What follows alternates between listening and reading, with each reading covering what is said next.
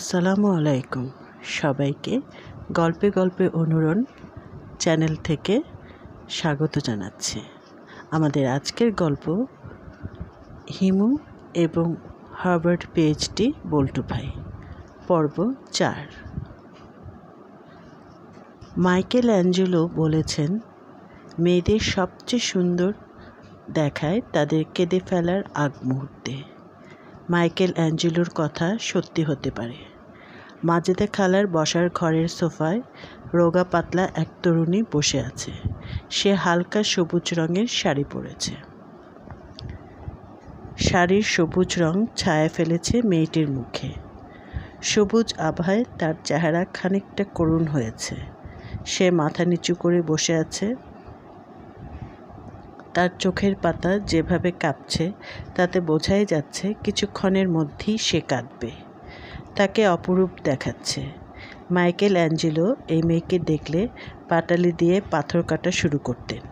যে ভঙ্গিতে মেয়েটি বসে আছে তিনি সেই ভঙ্গি হয়তো সামান্য পাল্টাতেন যাতে মেয়েটির মুখ ভালোভাবে দেখা যায়। এখন মেয়েটির মুখ ভালো দেখা যাচ্ছে না। আমি তার কেঁদে ফেলার দৃশ্য দেখার জন্যে অপেক্ষা করছি। সে চোখ তুলে আমাকে দেখে তার কান্না সামলে ফেলল। কিছু কিছু মেয়ে দ্রুত কান্না সামলাতে পারে, এ মনে হয় সেই দলের। আমি মেয়েটির পাশ কাটিয়ে রান্নাঘরে ঢুকলাম। মাজেদা খালা রান্নাঘরের টুলে বসে আছেন। তাকে দেখে মনে হচ্ছে তিনিও কিছুক্ষণের মধ্যে কাঁদবেন। তবে তাকে রূপবতী দেখাচ্ছে না, বরং কদাকার লাগছে। কেঁদে ফেলার আগে সব মেয়েকে রূপবতী মনে হয়, এই তথ্য ঠিক না। খালা, সমস্যা কী? এই বাড়িতে সমস্যা তো একটাই, তোর খালু। অপরিচিত এক মেয়ের সামনে তোর খালু আমাকে কুত্তি ডেকেছে। আমি বললাম, বাংলায় কুত্তি বলেছে নাকি ইংরেজিতে বলেছেন? বাংলায় কুত্তি ভয়ঙ্কর গালি, ইংরেজিতে বীজ তেমন গালি না। বাংলা গু ভদ্র সমাজে উচ্চারণ করা যায় না, কিন্তু ইংরেজিতে শিট কথায় কথায় বলা যায়। খালা মনে হয় অনেকক্ষণ কান্না ধরে রেখেছিলেন, আর পারলেন না, শব্দ করে কাঁদতে লাগলেন। শোবার ঘর থেকে খালু ইংরেজিতে হুঙ্কার দিলেন, কঠিন গলায় বললেন, গেট লস্ট। হুঙ্কার বাংলায় অনুবাদ করলে হয় হারিয়ে যাও। গেট লস্ট হলো গালি, আর হারিয়ে যাও হলো বেদনার্ত দীর্ঘ নিঃশ্বাস। বাংলা ভাষায় ঝামেলা আছে। বাংলা একাডেমির ডিজি সাহেবের সঙ্গে কথা বলতে হবে। মাজেদা খালা নিজেকে খানিকটা সামনে নিয়ে বললেন, তোর খালুকে কি তুই বলে আসতে পারবি যে আমি তার সঙ্গে আর বাস করব না? আমি বললাম, আমাকে কিছু বলে আসতে হবে না। তুমি কথাবার্তা যথেষ্ট উঁচু গলায় বলছো। খালু শোবার ঘর থেকে পরিষ্কার শুনতে পাচ্ছেন, আশেপাশে অ্যাপার্টমেন্টের লোকজনও শুনছে। তারপরও তুই বলে আয়। ঘটনার সূত্রপাত কিভাবে হলো? তোর খালুকে জিজ্ঞেস কর কিভাবে হলো। সোফায় বসে যে মেয়ে কাঁদার চেষ্টা করছে সে কে? আমার এক বান্ধবীর মেয়ে, আর্কিটেক্ট, ডিজাইনে গোল্ড মেডেল পাওয়া মেয়ে, হেজিপিজি কেউ না। আমি বললাম, গোল্ড মেডেলিস্ট কাঁদার চেষ্টা করছে কেন?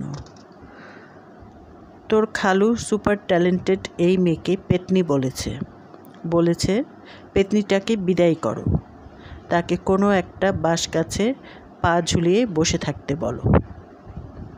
আমি বললাম, ঘটনা যথেষ্ট জটিল বলে মনে হচ্ছে। তুমি কড়া করে চা বানাও, চা খেয়ে মাথা ঠান্ডা করি, তারপর অ্যাকশন। চা বানাচ্ছি, তুই তোর খালুকে বলে আয় আমি তার সঙ্গে এক ছাদের নিচে বাস করব না। আমি খালু সাহেবের শোবার ঘরের দিকে রওনা হলাম। ছুটির দিনের সকালে মাজেদা খালার বাড়িতে আসাটা বোকামি হয়েছে। খালু সব ঝগড়া ছুটির দিনের সকালে শুরু হয়, দুপুরের দিকে শেষ হয়। দুপুরে খালু সাহেব 2টা ঘুমের ট্যাবলেট খেয়ে ঘুমান, তবে আজ মনে হয় ঘুমাবেন না, কিংবা বাসায় ঘুমের ট্যাবলেট নেই। খালু সাহেব ইজি চেয়ারে আধা শোয়া হয়ে বসে আছেন, তার ঠোঁটে পাইপ। ছুটির দিনে তিনি পাইপ টানেন। তার কোলের উপর ওরহান পামুকের বই মাই নেম ইজ রেড। খালু সাহেবের চেহারা শান্ত, ঝড়ের কোনো চিহ্নই নেই। তিনি আমাকে দেখে মিষ্টি গলায় বললেন, কেমন আছো হিমু? আমি মোটামুটি ঘাবড়ে গেলাম। গত 10 বছরে খালু এমন গলায় কেমন আছো হিমু জিজ্ঞেস করেননি। আমি তার কাছে কীটপতঙ্গের কাছাকাছি। আমার ভালো থাকা না থাকায় তার কিছু যায় আসে না। খালু সাহেবের মধুর ব্যবহারে হকচকিয়ে গিয়ে বিনীত গলায় বললাম, আমি ভালো আছি, আপনি কেমন আছেন? খালু সাহেব বললেন, আমি ভালো আছি। ব্রিলিয়ান্ট একটা উপন্যাস পড়ছি, ওরহান পামুকের। বাংলাদেশের উপন্যাসিকেরা কী সব অখাদ্য লেখে, তাদের উচিত ওরহান সাহেবের পায়ের কাছে বসে থাকা। আমি ওই ভদ্রলোকের কিছু পড়িনি, তারপরেও বললাম, অবশ্যই, শুধু পায়ের কাছে বসে থাকলে হবে না, মাঝে মাঝে পা চাটতেও হবে। খালু সাহেব বললেন, বসার ঘরের সোফায় সবুজ শাড়ি পরা মেয়েটা কি এখনও আছে না চলে গেছে? এখনও আছে। কাঁদছে নাকি? না, তবে কাঁদবে কাঁদবে করছে। খালু সাহেব বইয়ের পাতা উল্টাতে উল্টাতে বললেন, এই একটা মেয়েকে আমি পেতনি দেখেছি, তার জন্যে লজ্জিত। তুমি তাকে বলে দিও যে আই অ্যাপোলোজাইজ। উপন্যাসে একটা জায়গায় পেতনির বর্ণনা পড়ছিলাম, সেই থেকে পেতনি মাথায় ঘুরছিল। উত্তেজনার মুহূর্তে মুখ থেকে পেতনি বের হয়েছে। আচ্ছন্ন অবস্থায় ছিলাম। আমি বললাম, খুবই স্বাভাবিক।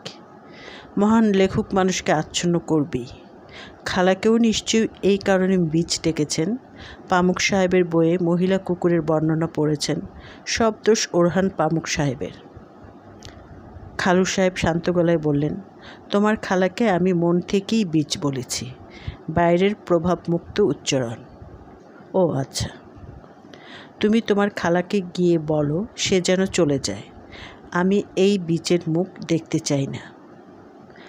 আপনাদের দুজনের মধ্যে তাহলে তো আন্ডারস্ট্যান্ডিং হয়েই গেল। খালা বলেছেন তিনি আপনার সঙ্গে এক ছাদের নিচে বাস করবেন না। সে মুখে বলেছে, আসলে যাবে না। নানান যন্ত্রণা করে আমাকে পাগল বানিয়ে পাবনার পাগলা গারদে পাঠাবে। আমি বললাম, ঘটনার সূত্রপাত কিভাবে হয়েছে একটু কি বলবেন?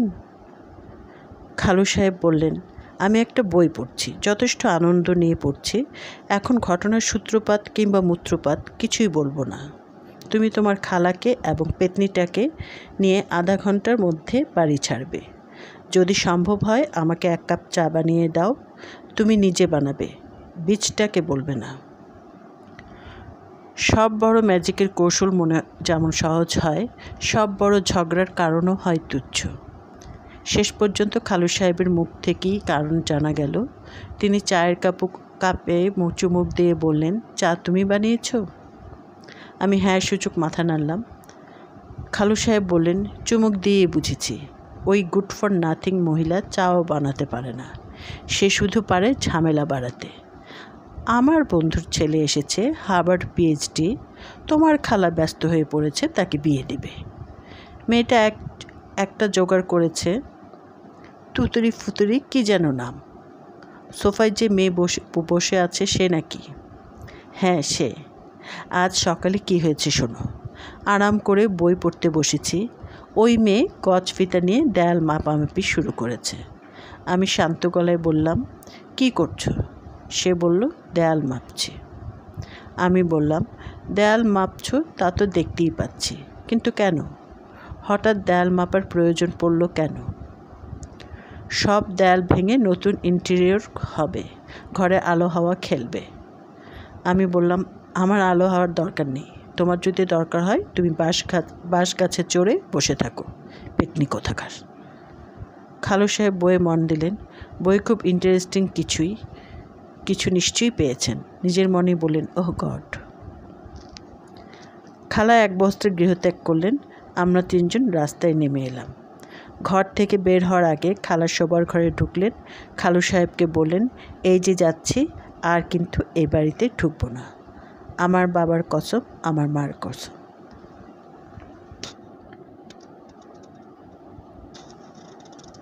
আগামী পর্ব শোনার জন্য সবাইকে আমন্ত্রণ। ধন্যবাদ।